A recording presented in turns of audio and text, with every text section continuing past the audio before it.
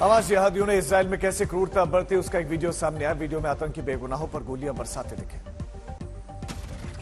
Gaza Israel जंग का 10वां दिन, गाजा की जमीन पर भयानक जंग की आशंका। आज शिप से इसराइल से अमेरिकी नागरिकों का रेस्क्यू होगा शुरू।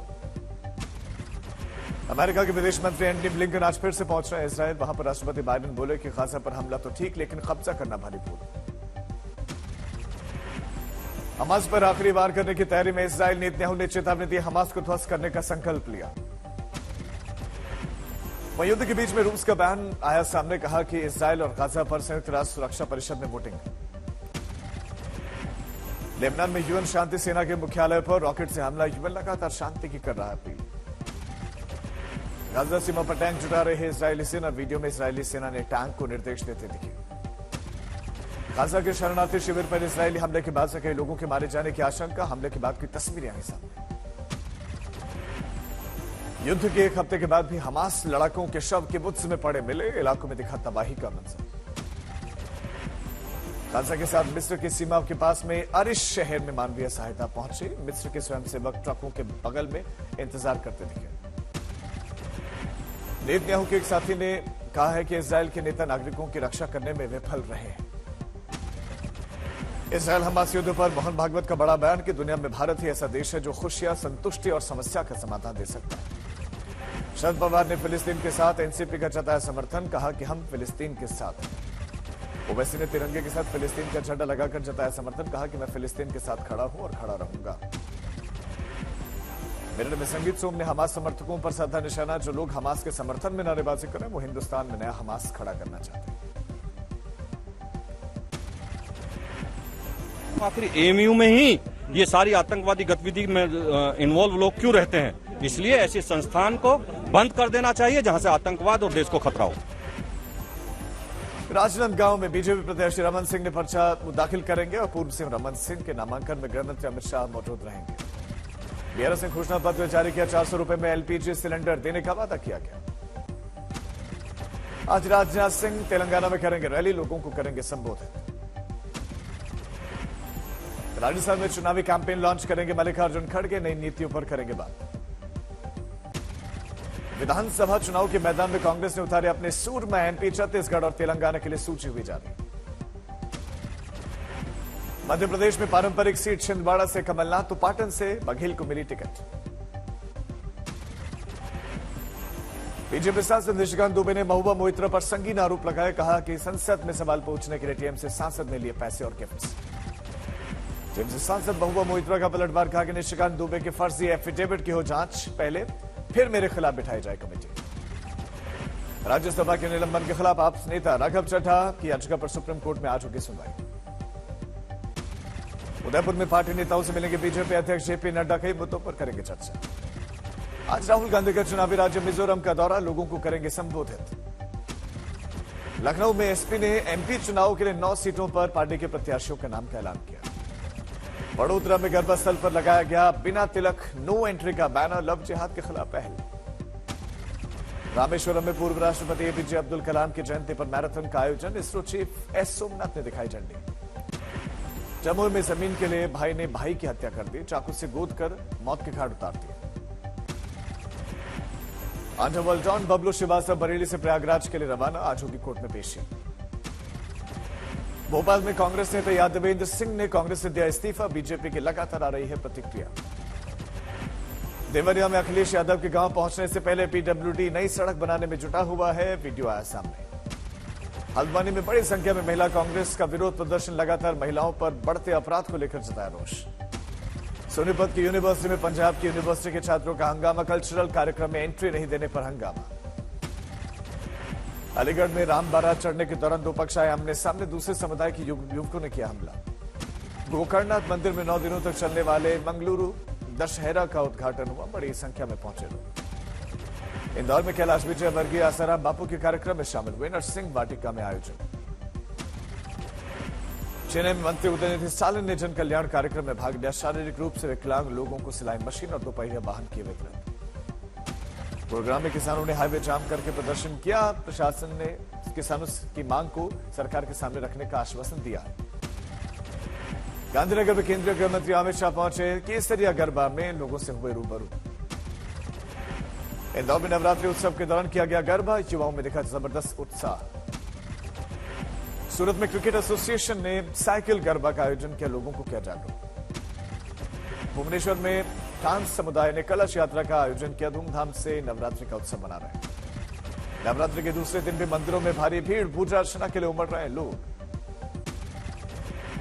जम्मू कश्मीर के कुलगाम में कई हिस्सों में गिरी बर्फ, यात्रियों के खिले चेहरे। लेह के कई हिस्सों में ओलावृष्टि, बर्फ गिरने से ठंड बढ़ी। केदारनाथ धाम में जमकर हो रही बर्फबारी के बाद से धाम में बढ़ी ठंड। चमोली में मौसम ने बदली करवट, बद्रीनाथ की ऊंची चोटियों पर लोग अलाव का ले रहे हैं सहारा। उत्तरकाशी में 14 नवंबर को गंगोत्री धाम के कपाट होंगे बंद, अन्नकूट के पर्व पर 6 महीनों के लिए बंद होंगे कपाट। उत्तराखंड में बदल सकता है मौसम का मिजाज, मौसम विभाग ने बारिश का येलो अलर्ट जारी किया। मौसम विभाग ने जम्मू कश्मीर, लद्दाख और हिमाचल में जारी किया ऑरेंज अलर्ट। अगले 2 से 3 दिन तक पहाड़ों पर भारी बारिश और बर्फबारी की जताई संभावना। भारतीय सेना की टुकड़ियों ने नॉर्थ सिक्किम में सैकड़ों लोगों को रेस्क्यू किया, पथरीली रास्तों में भी बुलंद रहा जवानों का जज्बा। लाहौल स्पीति में बर्फबारी से मौसम सुहाना, पहाड़ों पर दिखा दिलकश नजारा। मनाली के ऊंचे इलाकों पर ताजा बर्फबारी की तस्वीरें आई सामने। चूरू में मिठाई के कारखाने पर बॉयलर फट गया, 4 घायल जबकि 1 जिंदा जल गया। भिंड में एक तेज रफ्तार कार ने सड़क किनारे 3 मजदूरों को रौंद दिया, हादसे में तीनों की जान चली गई। जोधपुर में कुएं की सफाई के दौरान 3 मजदूरों की मौत, दम घुटने से हुआ हादसा। श्योपुर में माता मंदिर पर हवन में धुएं से उड़ी मधुमक्खियों के हमले में 25 लोग जख्मी।